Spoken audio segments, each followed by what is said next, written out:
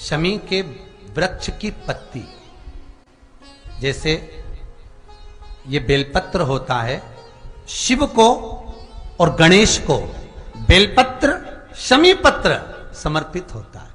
आपको कथा में वर्णन किया था, 33 कोटि देवताओं को भले बेलपत्र नहीं चढ़ेगा, पर 33 कोटि देवताओं को शमी पत्र चढ़ता है। और उसमें एक गणेश जी महाराज और एक बाबा भोलेनाथ, इन दोनों को शमी समर्पित होता है, शमी पत्र समर्पित होता है। महाराज कथा में पहले भी वर्णन किया, आज फिर आपको ये शिवलिंग है, समझ लेना बहुत अच्छे से, जो आपको करना है रिद्धि सिद्धि पाने के लिए, संपदा को बढ़ाने के लिए।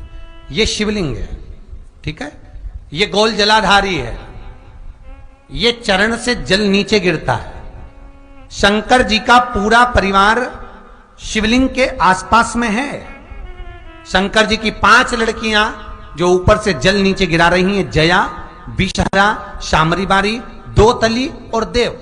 ये शंकर जी की 5 लड़कियां, जिनका नाम लेकर सोने से रात्रि में नींद अच्छी आती है। एक एक बूंद जो ऊपर से गिरा रही हैं, ये शिव की 5 बेटी। जहां से जल नीचे गिरता है, शिवलिंग का जो जल नीचे जाता है, उसके राइट भाग में गणेश जी का स्थान, लेफ्ट भाग में कार्तिकेय का स्थान, बीच में शंकर जी की सबसे छोटी लड़की अशोक सुंदरी का स्थान। शिव महापुराण की कथा कहती है, और गणेश चरित्र अपन श्रवण कर रहे हैं, और कल से चतुर्थी लग रही है। जिसके घर में संपदा की कमी पड़ती हो, बीमारियां ज्यादा फैल रही हो, बहुत कष्ट हो महाराज, बहुत ज्यादा दुखी हो महाराज, कोई काम नहीं बन रहा, बहुत तकलीफ में हो, तो शमी पत्र, शमी की पत्ती, जहां गणेश जी का स्थान है वहां पर 5 शमी पत्र 5 समर्पित करें, और शंकर जी के ऊपर 3 शमी पत्र समर्पित करें। बहुत ध्यान देना, 5 शमी पत्र जहां गणेश जी का स्थान है शिवलिंग में, वहां समर्पित करें। 3 शमी पत्र शिवलिंग के ऊपर समर्पित करें। 1 शमी पत्र शंकर जी की चौखट पर लेफ्ट भाग में, जाते समय आपका उल्टा हाथ, जब मंदिर से निकलो तो उल्टे हाथ पर लेफ्ट भाग में शंकर जी की चौखट पर समर्पित करें 1 शमी पत्र।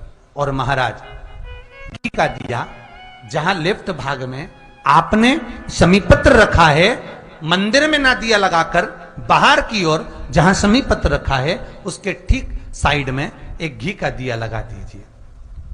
केवल गणेश चतुर्थी से लेकर अनंत चतुर्दशी तक गणेश पुराण कहती है, भगवान गणेश जी का, मोर ध्वज का, मयूर ध्वज गणेश का नाम लेकर जो ये दीप शमी पत्र चढ़ा देता है, उसके घर से कभी रिद्धि सिद्धि नहीं जाती, वैभव प्रतिष्ठा नहीं जाती। कर कर देखना, अगले साल तक आपका व्यापार कितना चलता है हमको बताना जरूर, करके देखो एक बार। गणेश पुराण का, शिव महापुराण का यह प्रसंग करिए, जीवन में उतारिए। चतुर्थी से लेकर अनंत चतुर्दशी तक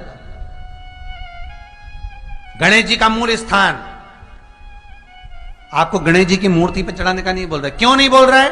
क्योंकि गणेश जी की आप प्रतिष्ठा करोगे तो वो टेम्परेरी है, 10 दिन के लिए कर दिया, फिर वापस विसर्जन कर दिया। पर जहां शंकर मंदिर में बैठ गए, शिवलिंग स्थापित हो गया, वहां ना जाने कितने समय से शंकर की आराधना हो रही है, वहां गणेश जी सदा विराजमान है, सदा आराधना। और देखो, ये 10 दिन में अगर आपने शमी पत्र बिल्कुल मन से समर्पित करा है ना, तो मेरा विश्वास कहता है, शिव महापुराण का, मेरे बाबा विश्वनाथ की कृपा कहती है, मेरा मन कहता है, 10 दिन के अंदर आप शमी चढ़ाएंगे ना, तो कुछ ना कुछ अच्छी खबर जरूर मिलेगी, ये पक्का है। पर हमें बताना जरूर, व्हाट्सएप पर हो, मैसेज जरूर करना कि क्या फायदा हुआ आपको 10 दिन के अंदर, बोलना जरूर।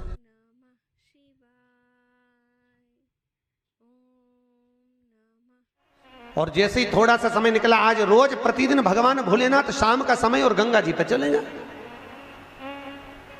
और भोलेनाथ जी गंगा जी पर जाएं, और वहां माता पार्वती को मालूम नहीं कि प्रभु आजकल हमेशा तो मेरे को साथ लेकर भ्रमण पे निकलते थे, आजकल भोलेनाथ जी जाते कहां हैं, शंकर जी जा कहां रहे, पता नहीं कहां रहे।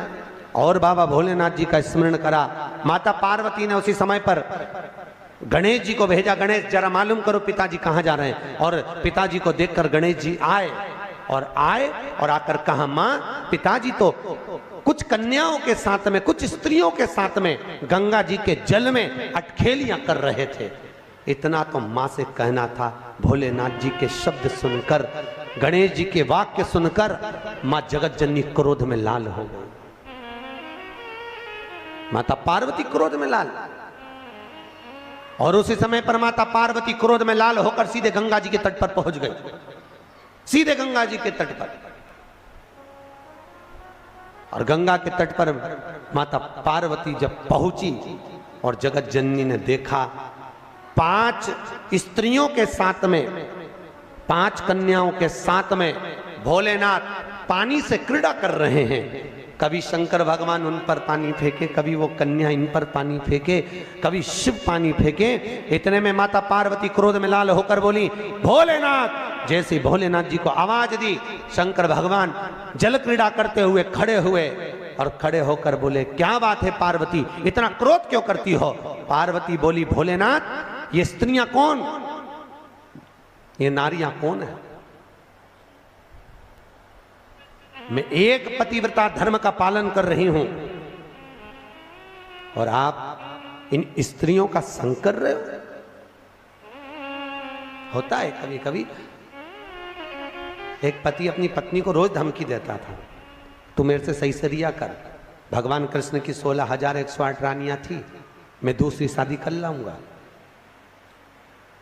बेचारी पत्नी बड़ी दुखी रहती थी। एक बार हमारे यहाँ कथा में आई कि गुरुजी मेरा पति रोज धमकी देता है, मैं क्या करूं? मैंने पूछा क्या धमकी देता? कि हमेशा बोलता है भगवान कृष्ण की 16,108 रानियां, मैं दूसरी शादी कर लाऊंगा, तू मेरे से अच्छे से रिया कर। तो मैंने कहा वो तुझे धमकी देता है तो तू भी दे दे, कि द्रौपदी के 5 थे, तू क्यों?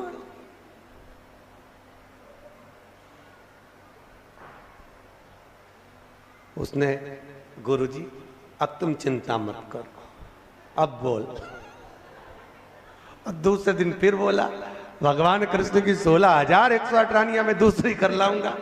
इतने में जूड़ा बांधती बांधती, देखना माताएं जब झगड़ने जाती है, लड़ने जाती है, जूड़ा बांधती। क्यों? क्योंकि मेरे हिसाब से ये जूड़े से एनर्जी मिलती होगी लड़ने की, पावर। अच्छा, पड़ोसन से 3-4 बार लड़ेगी ना तो 3-4 बार इसका जूड़ा खुलेगा, फिर बांधती बांधती बोल तो जरा बोल, मतलब एनर्जी, पावर, पावर होता है। एक पंडित जी बहुत कथा वाच रहे थे, बहुत जोरदार जोरदार कथा वाचे, तो एक सरदार जी ने पूछ लिया, महाराज इतना ज्ञान कहां से आता है तुम्हारे पास में? पंडित जी बोले, हमारा ये चोटी है ना, ये अर्थिंग का ये तार है, एंटीना, ये ऊपर से आता है, इसलिए हम बोल देते। इतने में तुरंत सरदार जी बोले, तुम्हारी चोटी से बड़े तो हमारे बाल, फिर हमको ज्यादा ज्ञानी होना चाहिए। इतने में पंडित जी बोले, ज्ञान तो तुमको आता है, पर ये अर्थिंग का तार है, नीचे टपक जाता है, ज्ञान आने की कमी नहीं, आता जरूर है, सब चला पाया, मना नहीं है। तो भैया कभी ना बोले। भगवान शिव जब अटखेलियां कर रहे थे स्त्रियों के साथ में, 5 स्त्रियों के साथ में अटखेलियां, तो भोलेनाथ जी के सम्मुख में पार्वती मैया ने कहा, आप ये 5 स्त्रियों के साथ, 5 कन्याओं के साथ क्या कर रहे हो? कौन है ये? मैं एक पतिव्रता धर्म का पालन कर रही हूं और तुमने ये क्या करा? भोलेनाथ जी ने कहा, पार्वती मौन होइए। पार्वती को क्रोध आया, केश माता पार्वती ने खोले। भगवान भोलेनाथ को लगा ये इन कन्याओं को मार देगी। तब भगवान शिव ने कहा, पार्वती चुप हो, ये मेरी 5 बेटियां हैं, ये मेरी 5 पुत्रियां। पार्वती ने पूछा, 5 पुत्रियां कब प्रकट हो गई प्रभु? बाबा भोलेनाथ ने कहा, पार्वती जब चौसर खेलते समय तूने मेरे वस्त्र लिए मैं जल क्रीड़ा करने के लिए, जल में तप करने के लिए बैठा। तप के करने से मेरे शरीर से पसीना बह निकला। उस पसीने से 5 धाराएं प्रकट हो गईं। उस 5 धारा से गंगा जी की गोद से मेरी ये 5 बेटियां प्रकट हुई है। पहली जया, दूसरी विषहरा, तीसरी श्यामली बारी, चौथी देव और 5वीं दोतली। ये 5 कन्या शंकर जी की 5 बेटी। उसी समय पर माता पार्वती ने गंगा जी के जल को हाथ में लेकर कहा, गंगा तू मेरी बहन है, मेरे गर्भ से तो संतान नहीं हुई, पर तूने मेरे बच्चों को पाला पोसा बड़ा किया, इसलिए तेरे घाट पर आने वाला व्यक्ति शंकर जी के साथ तेरा स्मरण करेगा और जो हर हर गंगे बोलेगा, गंगा उसको तेरे स्नान का पुण्य घर बैठे मिल जाएगा। हर हर गंगे बोलो जम के। केवल गंगा के साथ उसी दिन से हर हर शब्द जुड़ गया और जिंदगी हो गई आपकी बोलते बोलते। आपको अभी तक नहीं मालूम होगा कि हर हर गंगे क्यों बोलते। भैया शिव महापुराण में एक एक संवाद है। चावल क्यों लगाना चाहिए, शिव जी को कंकु क्यों नहीं लगाया जाता, शंकर को कुंकू नहीं लगता, रोली नहीं लगती, क्योंकि भगवान शंकर जब एक बार बैठे थे तो एक भगत ने शिव जी का कुंकू अभिषेक कर दिया था। कुंकू अभिषेक करा, इतने में माता जगत जननी जगदम्बा उसी समय पर आ गई। पार्वती ने शंकर जी के ऊपर से रक्त की धार जब बहते हुए नीचे आई, भोलेनाथ जी के शरीर से रक्त बहता देखकर माता पार्वती को क्रोध आ गया। पार्वती ने उसी समय पर श्राप देना चाहा। शिव जी ने कहा, पार्वती उसने कुंकू अभिषेक करा है और तू श्राप दे रही है। पार्वती ने कहा, मैं जान नहीं पाई, पर भोलेनाथ आपसे वचन देती हूं कि आज के बाद आपके शरीर पर यह रक्त ना देखूं। इसलिए आज तक शंकर जी के शिवलिंग पर कभी कंकु नहीं चढ़ाया जाता, कुंकू नहीं चढ़ता। शिव जी को चंदन चढ़ेगा, हल्दी चढ़ेगी, अष्टगंध चढ़ेगा, गुलाल चढ़ेगी, अबीर चढ़ेगा, पर कुंकू शंकर को कुंकू नहीं। जैसे अधिक मास के महीने में, अब ये जो अधिक मास आ रहा है ना, आपके लिए तो लाभदायक है, समझ लो ये कथा।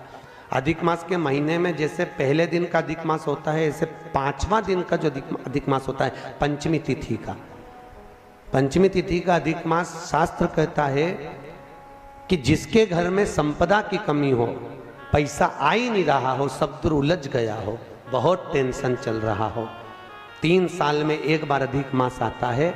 अधिक मास की पंचमी तिथि के दिन गन्ने का रस, गन्ने का रस जानते हो, ईख का रस, गन्ने का रस तुलसी जी के क्यारे में हाथ में लेकर 7 बार अपना नाम और गोत्र बोलकर छोड़ दो। जिंदगी में 3 साल में तो करोड़पति बनकर बैठ जाओगे, कभी लक्ष्मी की कमी नहीं आ सकती। अगला अधिक मास आएगा तो तुम तैयारी में बैठे रहोगे कि फिर पंचमी तिथि आए, फिर मैं गन्ने का रस डाल। केवल अधिक मास में होता है, अधिक मास के सिवा नहीं कर सकते, केवल अधिक मास, अधिक मास के अंतर्गत करें। और आपको तो मौका मिल रहा है, ज्येष्ठ का अधिक मास है इस साल, बड़े प्रेम से आनंद में। अधिक मास का महीना भगवान शिव के स्मरण का माह, ठाकुर जी के भजन का महीना, भगवान नारायण के लाड़ लड़ाने का महीना। खूब प्रेम से भजन करो, जितना भजन कर सकते हो उतना करो, और काउंट कर कर नहीं कि कितना भजन करा है। कई लोग हाथ में वो बटन दबाते रहते हैं, राम राम राम राम, काउंट नहीं करना है, कर लो जितना कर सकते हो। अधिक मास के महीने में जितना पुण्य कमा सकते हो कमा। भजन चित्त धरिए। आज शिव महापुराण की कथा कहती है, माता पार्वती के सम्मुख में 5 कन्याओं को देखकर गंगा जी के सम्मुख में जब बात प्रसिद्ध करी, तब माता पार्वती से शिव जी ने कहा, ये मेरी 5 बेटियां हैं। पार्वती जी ने 5 को गले से लगाया। भगवान भोलेनाथ बोले, पार्वती ये जल की तरंगों में प्रवाहित होने के कारण इनका शरीर सर्प की आकृति में रहेगा। सर्प की आकृति।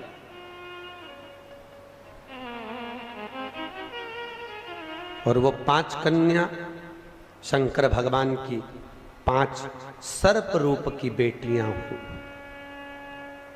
सर्प रूप। आज भी नाग पंचमी के दिन घर के दरवाजे पर, घर के दोनों ओर, अब इधर पूछते हैं कि नहीं पूछते मालूम नहीं, पर नाग पंचमी के दिन 5 सर्प यहां बनाते हैं। 5 सर्प बनाए जाते हैं। वो शंकर भगवान की 5 बेटियां बनाई जाती है और नाग पंचमी के दिन उनकी पूजन होती है। रोगीला होता चले जाता है और गणेश जी को तुलसी चढ़ा दो तो व्यक्ति के घर का धन छिन्न हो जाता है महाराज। इसलिए गणेश जी के भोजन में तुलसी नहीं डलती, क्योंकि वृंदा देवी ने भगवान शंकर के पुत्र विनायक को देखकर विवाह का प्रस्ताव रखा था, पर गणेश जी महाराज ने कह दिया और तुमने तुलसा भी डाली, तो दोष लगा कि नहीं लगा? अरे बोलो तो लगा। नहीं लगा। क्यों नहीं लगा? अगर थाली को अंदर से लेकर आए, पुष्टि मार्ग का नियम, जब ठाकुर जी के सामने 56 भोग, कुनवाड़ा, अन्नकूट लग जाता है, लगने के पहले उसको जब लेकर आते हैं रसोई घर से, भोजनशाला से, तो उसमें तुलसी डाल के नहीं लाते। अगर रसोई घर से भोजन में तुलसी डलकर अगर ठाकुर जी के सामने वो थाली रखी, तो ये पक्का है वो थाली ठाकुर जी नहीं जीमेंगे, क्योंकि उसमें तुलसी रखी हुई आई है। हाँ, जब ठाकुर जी के सामने थाली रखा गई और तुमने थाली रखने के बाद में मंदिर के सामने बैठ के फिर तुलसी डाली, तो ठाकुर जी उसको स्वीकार कर लेते हैं। क्यों? क्योंकि 33 करोड़ देवी देवता एक जगह पर विराजमान हैं। जब हम थाली रखते हैं, प्रथम देव उस भाग को ग्रहण कर ले। जब तक तुलसी डालते हैं, प्रथम देव अपनी दृष्टि हटा लेते हैं। समय होता है, एक टाइम होता है, एक पल होता है, एक घड़ी होती है कि गणेश जी महाराज हमारे घर में आ गए। गणेश जी की सबसे पहली जो आरती हो, उस आरती के समय पर अगर धूप बत्ती जलाई जाए या गोबरी को जलाकर उसमें गूगल छोड़ी जाए और गूगल छोड़ने के बाद गणेश जी का नाम ध्रुम वर्ण कह दिया जाए, तो गणेश जी को तुम्हारे घर की पूजा स्वीकार करना पड़ती है। बस वो समय हम जानते। हम तो बस उतना जानते हैं कि शिव महापुराण में लिखा और मुद्गल पुराण में लिखा, गणेश पुराण में लिखा, गणेश जी का एक नाम होता है ध्रुम वर्ण। क्या नाम है? ध्रुम वर्ण गणेश जी का एक नाम होता है। जब हम धूप जलाकर और धूप लगाने के बाद में गणेश जी की सबसे पहली आरती करने के पहले, अगर हम सबसे पहली आरती गणेश जी की कर रहे हो, अपने घर में स्थापना कर रहे हो, बिठा रहे हो, और तुम चाहते हो कि गणेश जी मेरे घर में आके मेरी पूजा को स्वीकार करें और जो मांगू मेरा गणेश मुझे दे 10 दिन के अंदर, तो पहला नाम लेकर पुकार लेना ध्रुम वर्ण विनायक, बैठो, बस काम हो गया। वो फिर ही होकर आता। सुंदर जोड़ी थी शंकर और पार्वती की, सही है कि गलत है? कभी नहीं झगड़ते थे। इसलिए पृथ्वी पर ना तो लक्ष्मी जी के व्रत हैं, ना ब्रह्माणी के व्रत हैं, ना इंद्राणी के व्रत हैं। अगर पूरी पृथ्वी पर सबसे ज्यादा व्रत किसके हैं? माता पार्वती। तीज का व्रत किसका? पार्वती का। चतुर्थी का व्रत किसका? पार्वती का। चौथ का व्रत किसका? पार्वती का। छठ का व्रत किसका? पार्वती का। जितने व्रत है सब माता पार्वती। गणेश जी मैया को प्रसन्न करने के लिए 8 रूप में धारण करते हैं। 8 रूप भगवान गणेश जी ने धारण किए। एक मयूरेश्वर गणेश, दूसरा सिद्धि विनायक, तीसरा बल्लालेश्वर, फिर वरद विनायक, फिर चिंतामणि, फिर गिरजात्मज, फिर भगवान गणेश विघ्नेश्वर अष्ट विनायक, फिर महागणपति। ऐसे गणेश जी के 8 नाम हुए। उस समय तिजोरी के अंदर जो गणेश की प्रतिमा रखी जाती है किस नाम से रखी जाती है? तो तिजोरी में हम जो गणेश की प्रतिमा रखते हैं वो वरद विनायक के नाम से रखते हैं। कौन सा गणेश? वरद विनायक के नाम से तिजोरी में गणेश रखते हैं। और वरद विनायक के नाम से गणेश जी तिजोरी में रखाते हैं। आपको कथा में कहा था, घर में सीधी सूंड का गणेश और व्यापार व्यवसाय ऑफिस में उल्टी सूंड का गणेश होना चाहिए। वरद विनायक को तिजोरी में, जब मकान का गृह प्रवेश होता है तो गणेश जी की पूजन जो दरवाजे पर करी जाती है उसे सिद्धि विनायक गणेश कहते हैं। कौन सा गणेश? सिद्धि विनायक। जब हम घर में शुभ कार्य हो, बंदरवाल लगाएं, कोई दरवाजे पर शुभ लाभ लगाएं या स्वस्तिक बनाएं या माताएं दरवाजे पर रंगोली डाले तो उसी समय पर सिद्धि विनायक के नाम से रंगोली डालना चाहिए। तो घर में लक्ष्मी बढ़ती है, सिद्धता बढ़ती है। याद रखिए, कभी भी गणेश जी को, मिट्टी के गणेश जी लाते हो भादो महीने में, तो विसर्जन करो तो विसर्जन के समय पर 2 बिंदी, एक कंकु की एक हल्दी की, दीवार पर जरूर लगा देना चाहिए। क्यों? क्योंकि गणेश जी हमारे यहाँ आते हैं तो रिद्धि सिद्धि के साथ आते हैं, पर जब गणेश जी जाते हैं अगर हम बिंदी नहीं लगाते हैं तो गणेश जी अपनी रिद्धि सिद्धि को साथ में लेकर चले जाते हैं। पति के साथ पत्नी वापिस चली जाती है। जब हम बिंदी लगाते हैं तो उसका मतलब होता है कि हमारे घर की बहू हमारे घर में रहे, बेटा भले भ्रमण के लिए जाए। तो गणेश जी जाते हैं, रिद्धि सिद्धि घर में रह जाती है। इसलिए रिद्धि सिद्धि को घर में रखने के लिए 2 बिंदी लगाना चाहिए, एक कुंकू की एक हल्दी। रिद्धि सिद्धि। गणेश जी की प्रियता है दुर्वा। क्या प्रियता है? दुर्वा। कितनी दुर्वा गणेश जी को समर्पित करी जाती है? मात्र 5। कितनी? आज के जमाने में लोग गट्ठा बनाकर चढ़ा दें, वो अपनी जगह पर 5 दुर्वा पंचम इंद्रियों को वश में करने के लिए और भगवान के 5 जो स्वरूप हैं उनको अपने भीतर उतारने के लिए 5 दुर्वा।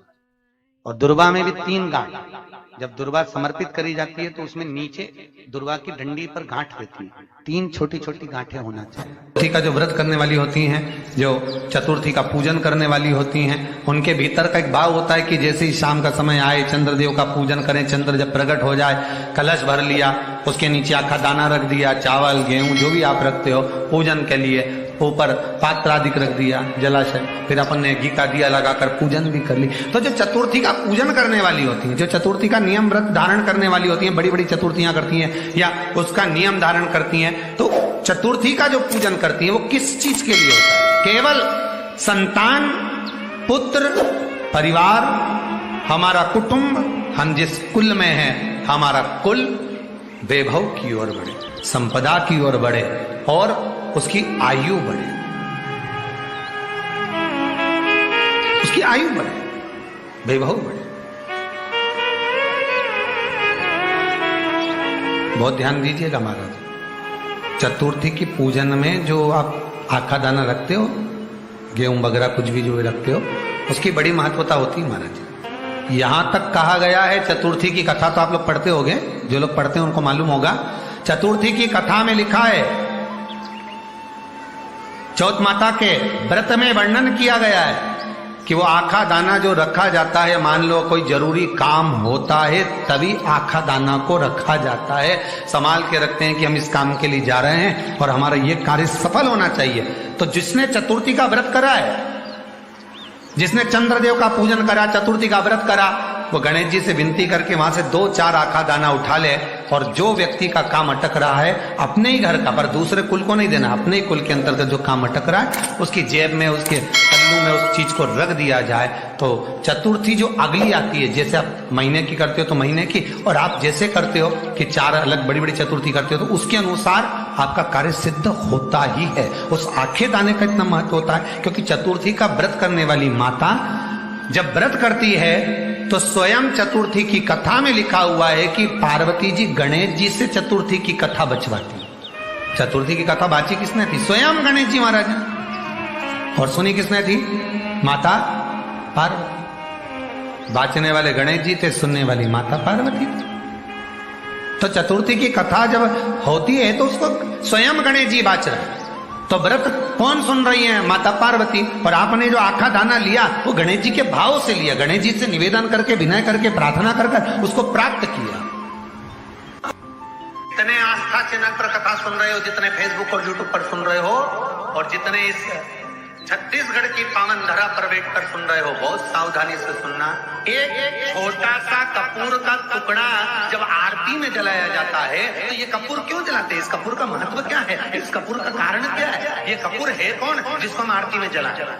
क्या जरूरत इस कपूर को आरती में जलाने की? क्या जरूरत इसको यज्ञशाला में जलाने की? क्या जरूरत है इस कपूर को पूजन में जलाने की? स्वयं गुरु बाबा कहते हैं, यदि कोई आरती में, पूजन में, घर में एक कपूर का टुकड़ा आरती के बाद में जब समर्पित करेगा तो उसको अश्वमेध यज्ञ का पुण्य प्राप्त हो जाएगा। अश्वमेध यज्ञ के पुण्य को पाने के लिए कपूर का टुकड़ा आज भी आरती में जलाया जाए। एक कपूर का टुकड़ा सुख का, इसीलिए हमारे यहाँ शास्त्र कहता है महाराज, जब आपको घर में अगर ऐसा लगने लगे कि 15 दिन से बहुत बेचैनी है, बहुत दुख तकलीफ लग रही है, कोई ना कोई बीमार पड़ रहा है, कुछ ना कुछ तकलीफें लग रही है, तो एक पीपल का पत्ता ले लो, उसके ऊपर एक कपूर का टुकड़ा ले लो, सारे घर में घुमाकर उसको दरवाजे के बीच मध्य में जलाकर रख दीजिए। थोड़ी सी जला 20 से 25 मिनट के अंदर मकान में एनर्जी वापिस आ जाएगी, उस भवन में एनर्जी वापिस प्राप्त हो जाएगी। 20 से 25 मिनट के अंदर एनर्जी वापस। लग रहा है कि यहाँ नेगेटिव है तो उसको पॉजिटिव बनाया जा सकता है। रात को 12 बजे शंकर जी के मंदिर में शिवलिंग पर चढ़ी हुई बेलपत्री को उठाकर शंकर मंदिर का शिखर देखकर चबा चबा कर खा लीजिए।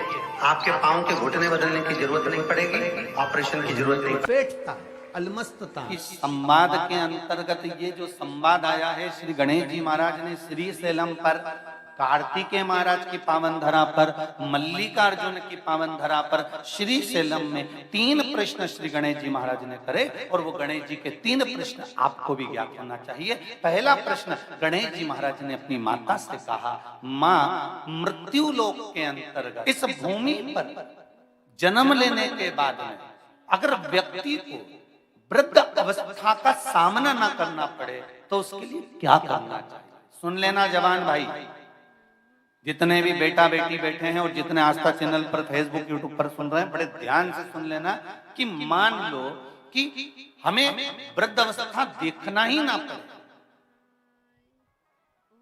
उसके लिए क्या करना पड़े? तो कहा उसका एक ही साधन, राम राम रटते रहो जब तक घट में प्राण, कब हो तो दीन दयाल के भनक पड़ेगा। महाराज, एक कर्म करते रहो, तुम्हारा कर्म जरूर करो, काम करते करते करते करते करते करते भी भगवत स्मरण करते। धर्म और कर्म, इन दोनों में अंतर क्या है? बोलो जल्दी जल्दी बोलिए। धर्म और कर्म में अंतर क्या है? धर्म अष्ट विनायक में एक विनायक, सबसे प्रबल विनायक, अष्ट विनायक में सबसे प्रबल।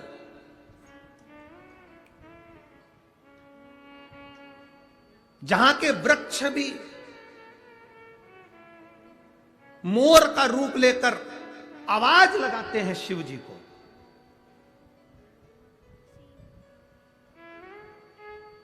जहां की नदी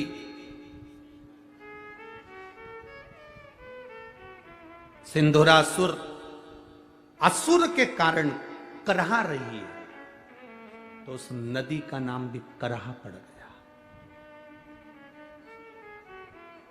ऐसे देव अधिदेव महादेव, ऐसे मेरे शिव, ऐसे मेरे ओघड़ी, शंकर की पवित्र पावन भूमि मयूरेश्वर भगवान श्री मयूरेश्वर गणेश विनायक, अष्ट विनायक में एक विनायक।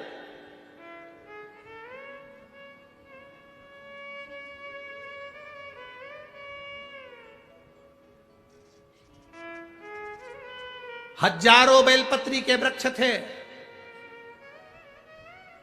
हजारों बेलपत्री के वृक्ष मोरगांव के अंदर, हजारों।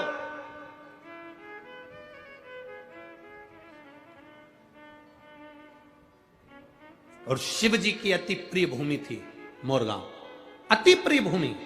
पूर्णा के इस पवित्र आनंद में, पूर्णा के इस जिले के अंदर, पुणे के अंतर्गत ये मयूरेश्वर सुंदर गणेश जी के अष्ट विनायक में एक विनायक है। शायद हमारे हिसाब से तो अष्ट विनायक की पहली यात्रा यहीं से प्रारंभ होती होगी। जहां तक अगर विचार हो तो मयूरेश्वर से ही प्रारंभ होती है।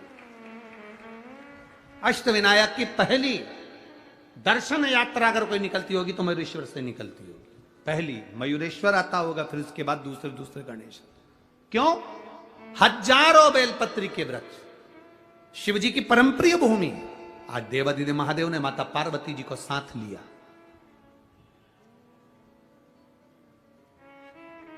जिस समय पर देवराज के प्राण छूट गए, शंकर भगवान ने देवराज को नंदी पर बिठाया। नंदी पर बिठाकर भगवान शंकर देवराज को लेकर कैलाश धाम चले गए तो पार्वती जी ने भगवान शिव जी से प्रश्न किया। भगवान शंकर से प्रश्न कर रही है मां पार्वती, मां जगत जननी, मां जगदम्बा, बाबा ये देवराज तो महापापी था, इसने तो धन चुराया लोगों का, वैभव चुराया लोगों का। हम आपसे एक निवेदन करेंगे, आप जब भी कथा सुनने के लिए किसी पंडाल में जाओ, चाहे सियोर वाले महाराज के यहाँ कथा में आओ, चाहे किसी महाराज के यहाँ जाओ, चाहे भागवत सुनने जाओ, चाहे रामायण सुनने जाओ, चाहे शिव महापुराण की कथा सुनने के लिए जाओ, हम दूसरी पुराण से हम ये नहीं कहेंगे कि भागवत में या रामायण में तुम जेवर पहनकर जाओ कि ना जाओ।